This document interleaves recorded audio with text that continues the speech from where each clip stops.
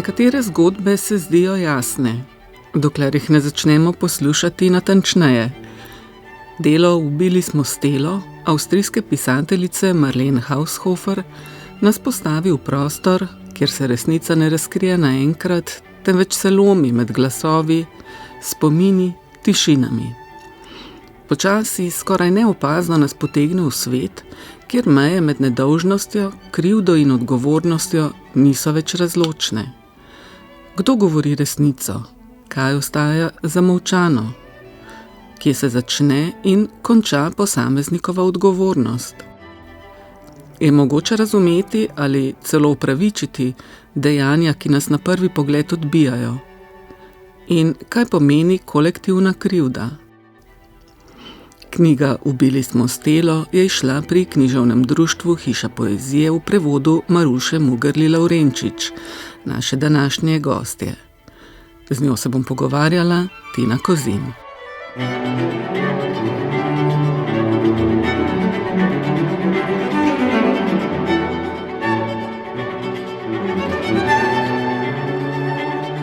Spoštovani poslušalci, lepo pozdravljeni v oddaji Literarna matineja. Z vami bova torej Tina Kozin in Maruša Mugerli Lavrenčič. Gospa Maruša Mugerli Lavrenčič, lepo pozdravljeni. Lepo pozdravljeni, najlepša hvala za to vabilo. Hvala vam za prijazen odziv in seveda za to odlično knjigo. Ubili smo Stelo. Marlene Haushofer, naši bralci, ki nekoliko podrobneje spremljajo kakovostno avstrijsko leposlovje sodobno, že poznajo. Imamo prevedena 2 njena romana. Stena je izšla leta 2013 v prevodu Amalije Maček. No, že prej pa je izšlo delo Mansarda, to je bilo leta 2001 v prevodu Lučke Jenčič.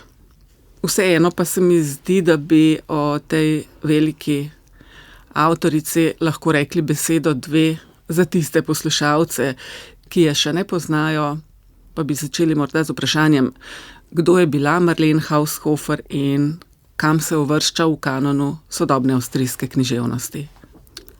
Marlene Haushofer je bila avstrijska pisateljica, rojena je bila leta 1920. Svoje otroštvo je velikokrat opisovala kot neko idilično obdobje. V tem času je bila zelo povezana z naravo, uživala skoraj absolutno svobodo. Zakaj to izpostavljam? Zato, ker sta to temi, se pravi otroštvo in narava, zelo prisotni v njenih delih. Predvsem pa bi lahko rekli, da piše o ženskah, o ženski izkušnji, o notranjem življenju žensk, občutku ujetosti, osamljenosti in pa seveda o pritisku družbe in družbenih vzorcev. Zdaj, danes se uvršča med najpomembnejše povojne avstrijske pisateljice. Omenja se jo skupaj z Ilse Aichinger pa Ingeborg Bachmann, Friederike Mayröcker mogoče. To so tudi generacija, ne? To so ista generacija, približno, no. Je pa bila ona v primerjavi z njimi zapostavljena, tudi spregledana, nekoliko zaradi tem, o katerih je pisala, zaradi svojega sloga, ki je bil zelo drugačen, in pa tudi zaradi bolj takih zunanjih in mogoče na prvi pogled bolj tudi banalnih dejavnikov, bila je bolj tiha, zadržana, ni rada javno nastopala, ni se rada izpostavljala, da je bila slaba interpretinja svojih del. In pa tudi, kar je zelo pomembno, ni živela na Dunaju, živela je v malem mestu, sicer je obiskovala Dunaj, ampak vseeno ni spletla teh vezi, tako kot ostale avtorice, ki sem jih omenila. Ker ste ravno omenili stil, v čem je bil recimo njen stil tako drugačen od stila ostalih avtoric, ki ste jih omenili? Ona piše na en zelo preprost način, tudi minimalističen bi lahko rekli, ampak obenem zelo psihološko izostren, poglobljen in mogoče bolj nadaljuje neko tradicijo modernizma, te introspekcije, tudi veliko notranjega monologa uporablja. Ni eksperimentalna avtorica in se nekako ne uvršča v te povojne avstrijske tokove. Recimo te avtorice, ki sem jih omenila prej, pišejo zelo drugače, ali zelo poetično, ali zelo eksperimentalno, želijo prekiniti z neko tradicijo, medtem ko ona nekako nadaljuje. Kot bova še povedali, je ta minimalizem vse prej kot preprostost, ampak o tem malo pozneje. je tudi mojstrica posredne karakterizacije. Nekoč je dejala, da je v vsakem njenem ženskem liku nekaj nje. In sem razmišljala, da bi lahko to vprašanje oziroma to njeno trditev malo pogledali že na začetku, ker verjetno ima to tudi kakšen stik z njeno biografijo oziroma kako si kaže razlagati to njeno trditev. Zdaj tako, to je ona sama poudarjala, da pač piše vedno iz svoje izkušnje, da piše o stvareh, ki jih pozna in da v bistvu bi morali, oziroma da je po njenem mnenju vsako pisanje v bistvu avtobiografsko in tudi tako, kot ste rekli, da je v vsakem njenem liku, se pravi ženskem liku, del nje. Zdaj, ona je živela eno zelo tako konvencionalno življenje, nič kaj spektakularno, bila je poročena, imela je 2 otroka in to so tudi okoliščine, v katerih živi večina njenih protagonistk v njenih delih. Leta 2007 je izšla biografija, njena biografija, napisala jo je avstrijska avtorica Daniela Strigl, ki pa že v samem uvodu poudari, da ta biografija ni rekonstrukcija življenja Marlene Haushofer, ker o njej v bistvu ne vemo zelo veliko. Ona je svoja pisma, svoje dnevnike tudi uničila, tako da se pravi, nekateri dokumenti so ostali, ampak veliko se je izgubilo. Daniela Strigl to njeno življenje pač nekako sestavi iz tega, kar je znano in predvsem pa se opira na njena dela, se pravi na njena dela, na njene protagonistke in potem to nekako skupaj poveže in to odločitev pač se zdi legitimna ravno zaradi tega, kar je Marlene Haushofer pač povedala, da je vse njeno pisanje avtobiografsko. Kam pa recimo omenila sem oba romana, ki jo imamo v slovenščini, kam se v njenem opusu uvršča knjiga Ubili smo Stelo? Ubili smo Stelo je eno njenih ključnih del. V njem že najdemo nekatere elemente, ki so značilni tudi za njena druga dela, kot so pač imamo žensko pripovedovalko, imamo notranji monolog, imamo eno družinsko okolje in pa eno tako na videz vsakdanjo zgodbo. Ta zgodba nekako na nek način, tako se včasih bere roman Mansarda, njen zadnji roman, kot neko nadaljevanje te zgodbe. Zdaj, kaj je tukaj posebno? Predvsem struktura, bi rekla, ker pač že na začetku izvemo, že v naslovu v bistvu, kaj se pravzaprav zgodi in potem nekako v retrospektivi skozi Anine oči, Ana je ta pripovedovalka, izvemo, kako je do tega prišlo in zakaj je Stela umrla. In kaj še mogoče izstopa v tem delu, ta pač etična komponenta, ki je zelo, zelo poudarjena, ki je mogoče v njenih ostalih delih ni tako v ospredju. Nisem se mogla že med pripravljanjem na najin pogovor odločiti, kam bi umestila vprašanje glede prevoda naslova. Ampak zdajle, ko sva že se ga tako dotaknili, ne bi bilo nesmiselno, da o teh svojih prevajalskih dilemah spregovorite že kar zdaj, ne? Ker naslov je v resnici zelo, zelo učinkovit. Ja. Naslov je zelo direkten, ja. Provokativen, tudi brutalen in res je, kar ste rekli, mislim, da mi je ta naslov povzročal še največ preglavic pri prevajanju. Sicer na koncu pač je bila ta prva v bistvu varianta se je obdržala, pač zdaj, če bi to dobesedno prevedli, pač nemški naslov, Wir töten Stella, ubijamo Stelo, ampak to se mi zdi, da v slovenščini, da ne deluje, mislim, da ne zveni. Zdaj, ko sem prevajala, ko sem se odločala, kako bom naslov prevedla, sem preverila, kako je bila knjiga prevedena v druge jezike. Zdaj v angleščini je Killing Stella, tako zelo bolj nevtralno. V italijanščini Mi in Stelina smrt, se pravi, da je ohranjena ta kolektivnost, ampak vseeno je tako, naslov ni tako jasen, ni tako direkten. Kako pa v nemščini zveni? V nemščini zveni približno tako kot v slovenščini, je pa malo mogoče res omiljeno, ker če mi rečemo ubili smo Stelo, je to neki pač dovršni glagol, nekaj, kar se je zgodilo, medtem ko če ubijamo Stelo, se to dogaja, tako bi rekla. Ja. Lahko Stela vendarle še preživi na koncu. Recimo, ja. Kje ste se pa sami prvič srečali s tem delom oziroma kako in zakaj vas je tako pritegnilo, da ste se odločili za prevod? Zdaj, z avtorico sem se prvič srečala med študijem nemščine pri predmetu književnost 20. stoletja pri profesorici Nevi Šlibar. Že takrat sem prebrala njen roman Stena, ki me je grozno navdušil. Potem sem pa leta 2013 dobila eno prevajalsko štipendijo, odšla sem za en mesec v Berlin. To je bila rezidenčna štipendija in takrat nisem imela nobene konkretne pogodbe za nobeno konkretno knjigo in sem se spomnila na to avtorico. Zdaj en mesec za roman ni dovolj. Zvedela sem tudi, da ravno v tistem času je Amalija prevajala Steno, tako da sem se potem odločila, da poskušam prevesti to delo Ubili smo Stelo. To je bilo leta 2013. Ta prevod moj je potem ostal nekje v računalniku, nikomur ga nisem poslala, tudi pravic v bistvu nisem imela za prevod. Sem se pa nanj ponovno spomnila leto 2023, ko sem prebrala knjigo Strta ženska, Simone de Beauvoir. Ta knjiga je šla pri književnem društvu Hiša poezije in potem sem jaz poiskala ta moj prevod, ga prebrala, zdaj se mi je še kar tako sprejemljiv in sem rekla, da ga tako poskusno pošljem urednici Nadi Dobnik. Ona se je navdušila, seveda je bilo treba potem še pravice pridobiti. Jaz sem med tem časom šla še enkrat skozi prevod, ga popravila, dopolnila in pa napisala tudi eno kratko spremno besedilo.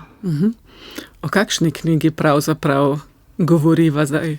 Do zdaj sem se malo zvrstni oznaki izogibala, kajti po dolžini bi to lahko bila recimo neka dolga novela, po notranjem obsegu in razvejanosti dogajanja pa bi jo lahko imenovali tudi za roman. Tako je. Tudi jaz, ko sem pisala to spremno besedilo, sem tako malo raziskovala, ker glede o tej knjigi je napisano zelo veliko, pišejo se diplomske naloge, doktorske naloge in tako naprej. Zdaj, nekateri jo umeščajo med novele, drugi med kratke romane. Jaz sem v spremnem besedilu se držim oznake novela, ampak je res to, kar pravite. Mislim, da težko uvrstimo tako eno kot drugo kategorijo. Zdaj, besedilo je kratko, je zgoščeno, ima neko enotnost časa, kraja, tudi dogajanja recimo. Zdaj, če bi iskali nek nezaslišani dogodek, bi že bili malo bolj v škripcih. Struktura je veliko bolj kompleksna, ste rekli. In pa tudi ta notranji razvoj, glavne pripovedovalke bi bolj sodil v roman in ravno tako ta etična komponenta. Tako da je nekje na meji, oziroma, ja. O zgradbi sva že marsikaj povedali. Gre za pripoved, ki jo pa spremljamo skozi perspektivo Ane, poročene ženske, matere 2 otrok. Kdo je Ana in v kakšnem zakonu živi? Ana je približno 40 let stara ženska, ima 2 otroka, tako kot ste rekli, je poročena. Njen mož je odvetnik, uspešen odvetnik. Družina uživa nek ugled, živijo v malem mestu, ki je sicer neimenovano. Zdaj na prvi pogled se zdi vse dobro, da je zakon srečen, za to fasado se pa skriva nekaj popolnoma drugega. Ana vidi stvari, sliši stvari, doživlja stvari, ki jo motijo, ampak molči, se ne upre, vztraja, ker tudi se zaveda, da v bistvu ne obstaja pot ven iz tega zakona. Tudi v svojem poročilu pravi, da če bi se na primer ločila, bi mož, da bi jo uničil življenje. In nekako vzdržuje to fasado, kar pa se potem spremeni, ko v njihovo družino pride Stella, ta naslovni lik, to je mlado dekle, ki jo sprejmejo s kar velikim odporom. Za njih je kot neka motnja v bistvu, ampak ta njen prihod potem to strukturo, ki na videz deluje trdna in brezhibna, se v njej začnejo vedno bolj kazati neke razpoke. Ja.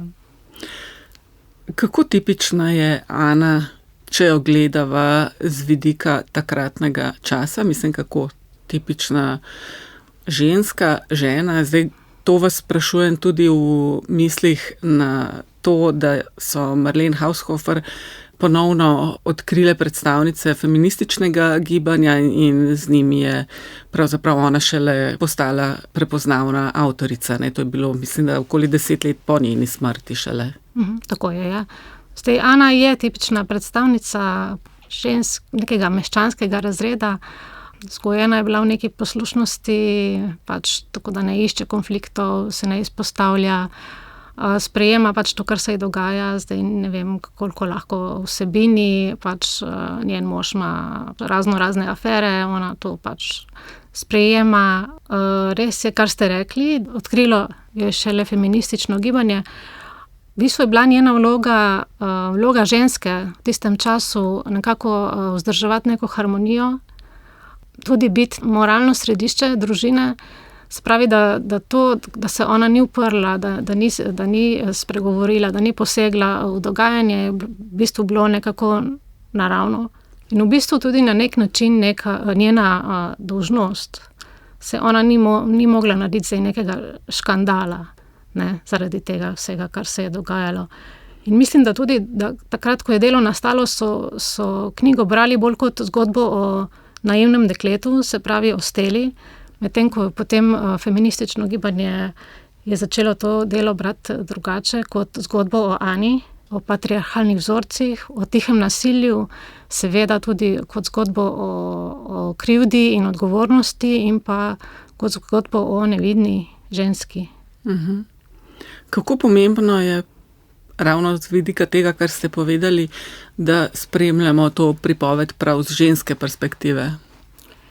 To je zelo pomembno, zato ker v bistvu ona pripoveduje in to nam omogoča ne samo, da spremljamo neko zunanje dogajanje, ki ga ona opisuje, ampak predvsem to, kar se dogaja v njej. Zdaj, ona je zelo kompleksen lik, tudi zelo ambivalenten lik, pač je opazovalka, je pa tudi udeleženka, je žrtev, je pa tudi sokriva. Zdaj, zelo je analitična, ko pripoveduje, oziroma ona to v bistvu zapisuje, ne? Ona ima 2 dni časa in pač zapisuje te dogodke. V bistvu je iskrena, lahko bi rekli, da je iskrena, ampak pri tem, o čemer poroča, je tudi zelo selektivna. Se pravi, pove tisto, kar ona želi in tudi narekuje ritem, kdaj bo ona kaj povedala. In je kritična, ampak tudi se opravičuje na nek način. Se pravi, je zelo tak lik, niti približno, niti zdaleč ni črno-bela. No. Ja. Kako pa se vam zdi, prej sem omenila posredno karakterizacijo, pred nami se odvija zgodba o Steli, ki pa je pravzaprav tudi ali pa predvsem zgodba o Ani, kot ste tudi sami že dejali. S kakšnimi postopki jo avtorica opisuje? Kajti ne gre za pač neke neposredne opise ali karakterizacije. Ne, res je, to je res. Ne gre za neposredne opise. V bistvu mi jo spoznamo kot žensko, ki očitno večino časa preživi v hiši, hodi iz sobe v sobo, ima neke navade, ki jih ponavlja, ki so kot nekakšni rituali. Zdaj, tisto, kar zvemo, večino stvari, ki jih zvemo o njej, pa zvemo posredno, kot ste rekli, s tem, kako opisuje ona druge ljudi, s tem, kaj izpostavlja, kaj zamolči, s kakšnimi takimi drobnimi komentarji in pa predvsem s tem, kar ona ne pove. Predvsem to je pomembno. Zdaj, kako avtorica to dosega, se pravi, seveda z notranjim monologom, potem z opisovanjem fizičnih reakcij, fizičnih odzivov, s ponavljanjem nekaterih elementov, zelo se ponavljajo nekatere besede, nekateri motivi, tudi simboli bi lahko rekli. In pa predvsem s temi premolki, ker se Ana velikokrat ustavi na ključnem mestu, ko bi morala pač povedati stvar do konca, ampak se ustavi in začne potem na neki drugi točki nadaljuje.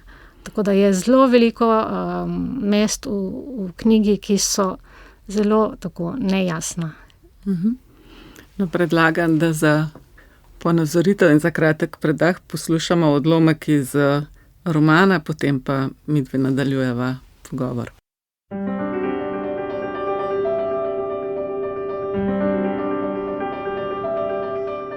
Tuhtala sem, ali naj Steli kaj rečem, a sem si na to premislila.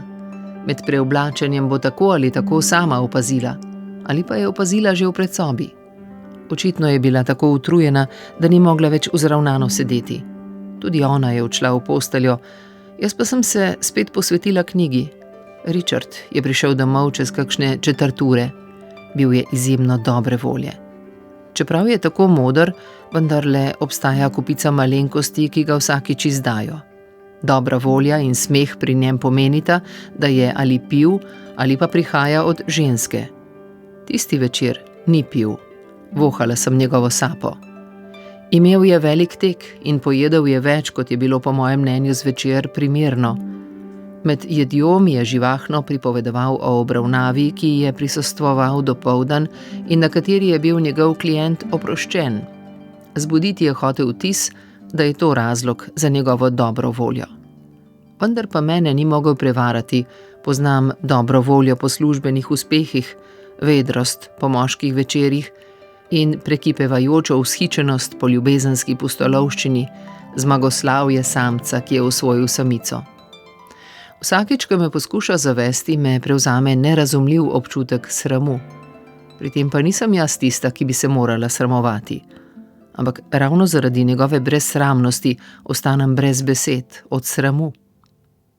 Takrat mu ne morem pogledati v oči in ne morem sodelovati v lahkotnih pomenkih, ki se mu zdijo primerni ob takšnih večerih. Zelo slaba igralka sem, vendar pa Richard igra za oba. Slednjič je nehal pripovedovati, zatopil se je v časopis in s potuhnjenim uživaškim nasmehom pil rdeče vino.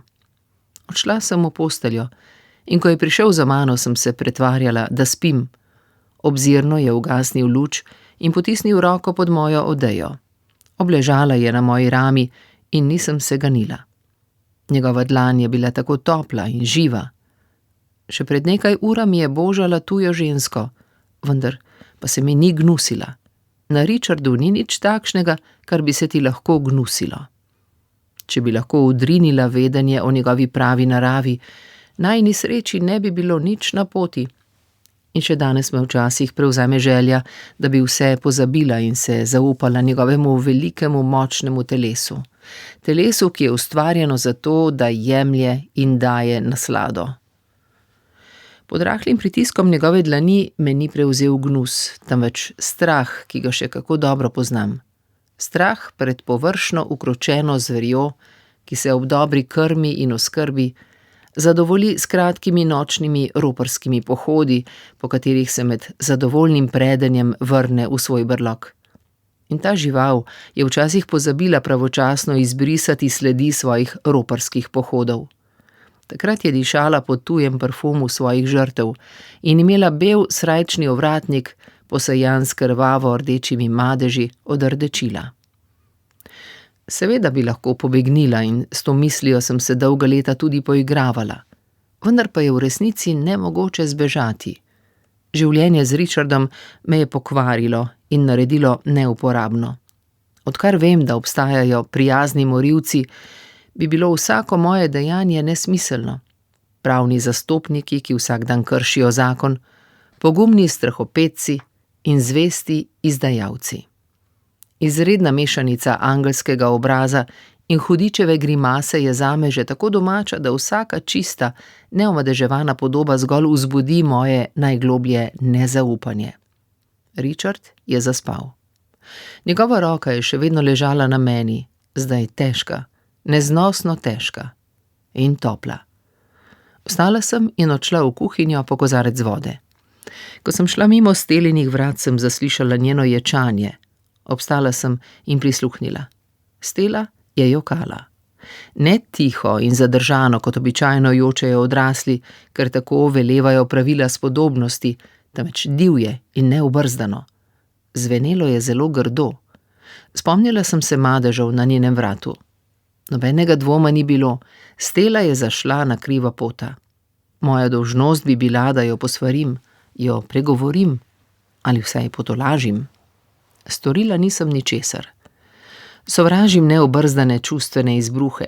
Poleg tega mi je bilo jasno, da dekleta, potem ko se je zbudilo, nisem več mogla ustaviti. Za več let so jo zaprli v zatohlo umetno otroštvo in ji odrekali vsakršno nežnost. Izbruh me ne bi smel presenetiti. Preklela sem svojo nepremišljenost, ki me je napeljala k temu, da sem ji kupila nove obleke in jo poslala na zabave. Poznala sem moške, ki so se jih udeleževali. Nič boljši niso bili od Richarda, vendar pa večina ni bila njegovega formata. Bili so majhni, gnusni, pohotni lažnivci. In vsak od njih bi z lahkoto zapeljal neumno, neizkušeno bitje, kot je bila Stella. Takrat sem se domislila njenega večernega tečaja in sklenila sem, da ji bom skrivaj sledila, da bi videla, s kom se dobiva. Medtem ko sem se odločala, sem še kako dobro vedela, da tega ne bom izpeljala.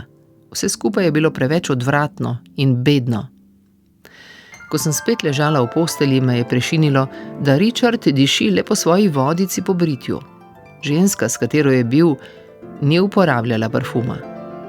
Usedla sem se in se zastrmela v obraz zraven sebe, ki se je izgubljal v blazini, in nenadoma me je obšla slabost.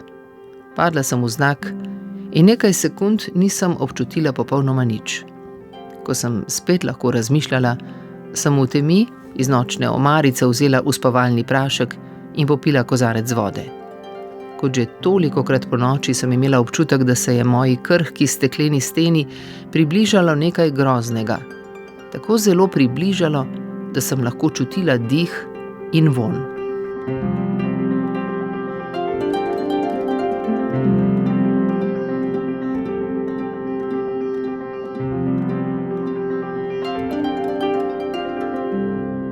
Spoštovani poslušalci, poslušate oddajo Literarna matineja, tokrat se z Marušo Mugarli Lavrenčič, prevajalko knjige Ubili smo Stello Marlene Haushofer, pogovarjamo prav o tej knjigi. Tole je bil tudi odlomek iz dela v prevodu naše današnje gostje. Maruša Mugarli Lavrenčič, če zdaj nadaljujeva in se za začetek še malo vrneva k samemu naslovu. Ubili smo Stello ali ubijamo Stello. Kdo ali kaj jo pravzaprav ubije? Zdaj, ta naslov je, kot sem že rekla, zelo provokativen.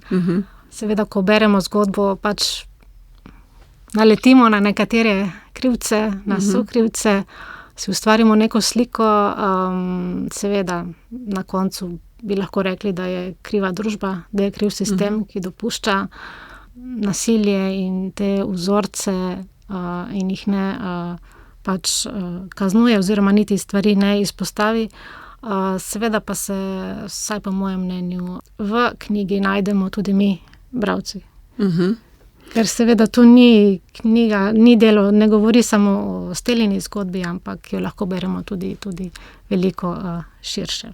Se vam zdi, da zelo učinkovito avtorica v bistvu načne prav ta vprašanja, ki sem jih izpostavila v napovedi, se pravi vprašanje neke širše kolektivne krivde in odgovornosti, pa potem spet to vprašanje, kje so meje posameznikove odgovornosti. V bistvu se znajdemo kar na spolzkem terenu tu, no. Mislim, da nam ponudi več vprašanj, kot pa možnih odgovorov, no. Tako je. Marlene Haushofer je avtorica, ki ne moralizira, ne kaže s prstom, tudi ne daje nekih enostavnih rešitev, ampak tako, no, skozi besede med vrsticami pač lahko najdemo tudi sebe in razmišljamo o tem, kolikokrat smo bili mogoče priča kakšnim stvarem in smo se pač ali obrnili proč, molčali ali se naredili, da česa nismo slišali. Tako da to delo govori v bistvu tudi je univerzalno, no. Tako bi rekli, da govori tudi o današnjem času. Omenili ste prej, da so ga verjetno prvi bralci oziroma prve bralke brale kot pripoved o Stelli. Mislite, da je z tega vidika naša recepcija danes po vseh teh desetletjih in po ozaveščanju položaja žensk v družbi, da je vendarle drugačna? Mislim, da je precej drugačna, da smo na te stvari bolj pozorni, do njih bolj kritični in v bistvu je Marlene Haushofer je bila s svojim pisanjem veliko pred svojim časom.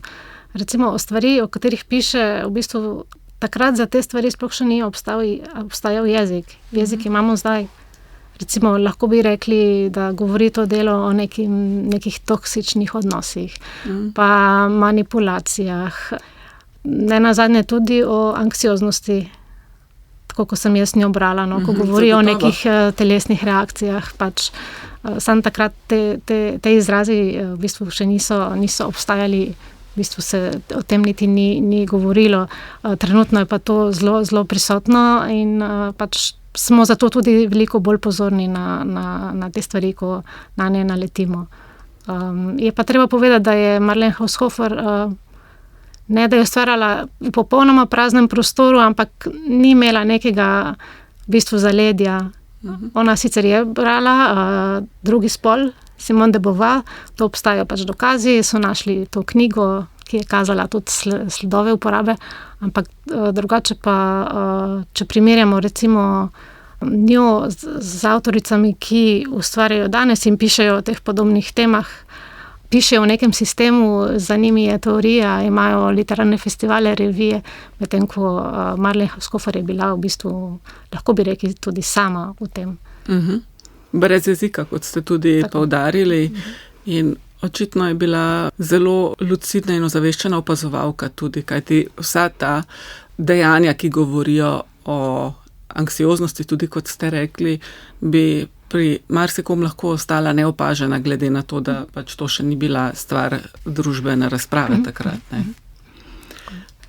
Poglejva še malo ton pripovedi in sam stil, ki ste ga omenili, ton je zadržan, no, bom rekla, hladen stil pa kot celota zelo minimalističen, ampak zdi se, da za prevajanje pa je tak slog lahko kar zahteven, ne nazadnje nosijo s seboj že posamezne besede v našem besedišču, določene konotacije od etičnih do moralnih, obstaja širši in drugačen besedni zaklad, kot sva že omenili. Kakšna je bila vaša izkušnja s prevajanjem tega dela v tem pogledu?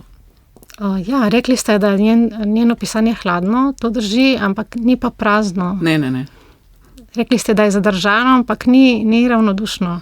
Ne? Tako da to je zelo, kot ste rekli, bil zelo, zelo spolzek teren. Mislim, da je jezik pri Marlene Haushofer zelo, zelo učinkovito, ona ga zna zelo dobro učinkovito uporabljati, recimo že samim ritmom, kako ona piše. Zelo pogosto uporablja zelo kratke, take ostre, odsekane stavke. Zdaj tukaj je bojazen, da to v slovenščini ne bi delovalo oziroma da bi bilo preveč trdo.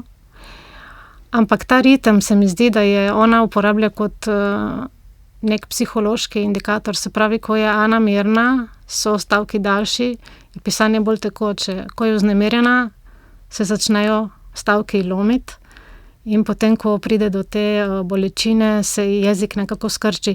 Tako da v ta ritem nisem smela preveč posegati in v bistvu sem ga kar prenesla, tako kot pač nekako, no. Pa slovenščina ustreza takemu tonu, takemu stilu, čisto kot jezik, ne? Jaz mislim, da se pravi, moja bojazen je bila, da bi to zvenelo preveč trdo, ampak sem potem ugotovila, da v bistvu to niti ne drži.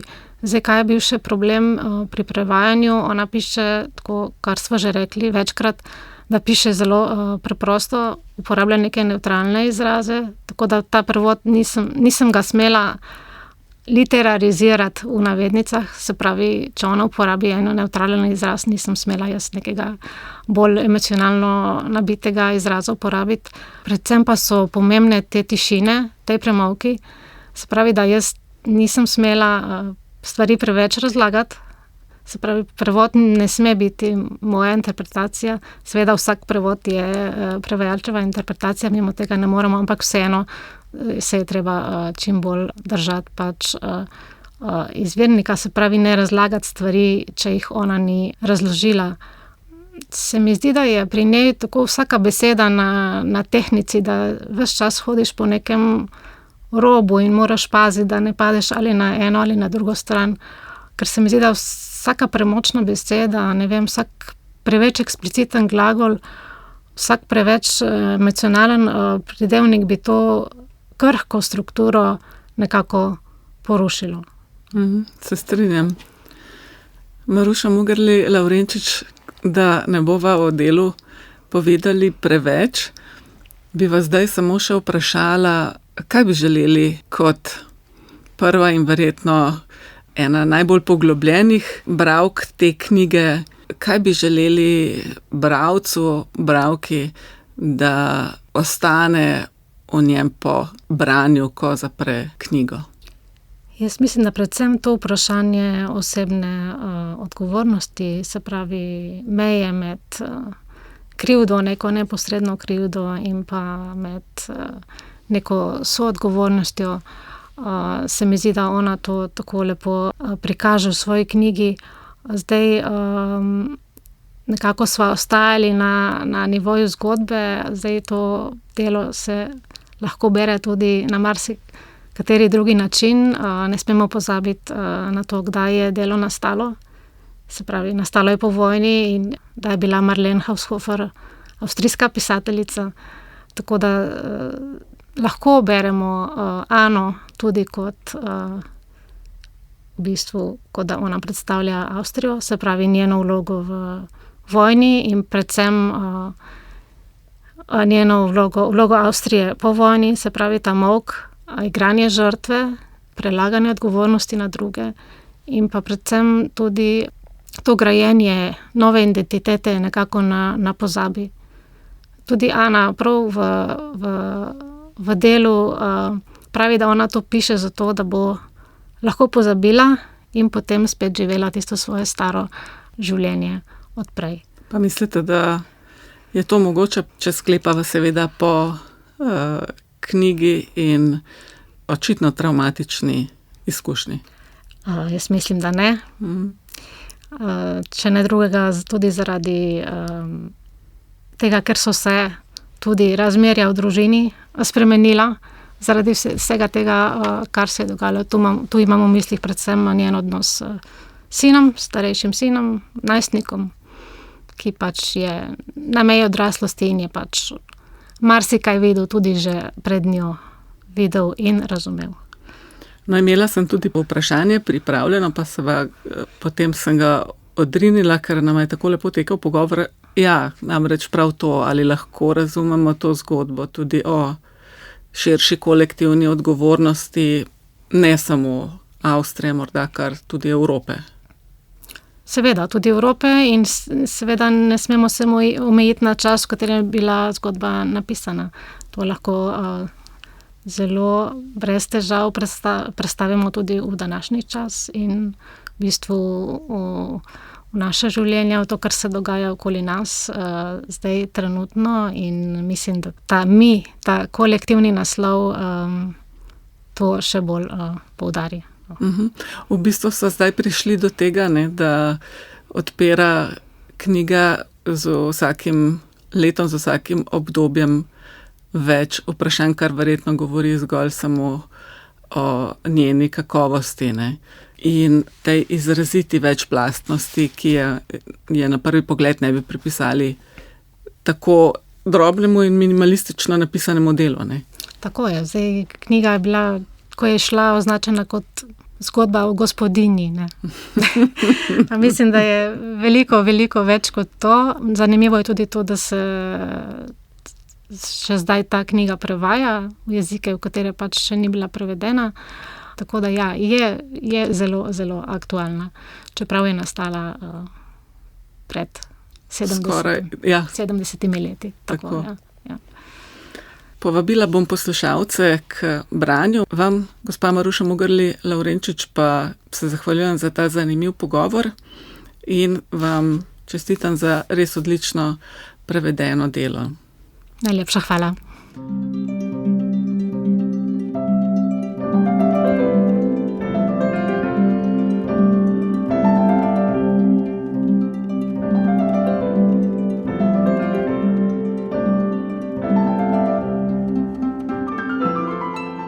Spoštovani poslušalci, v oddaji Literarna matineja smo torej gostili pesnico in prevajalko Marušo Mugerli Lavrenčič in predstavljali roman Ubili smo Stelo, Marlene Haushofer, ki je v njenem prevodu izšel pri založbi Kulturno-umetniškega društva Hiša poezije.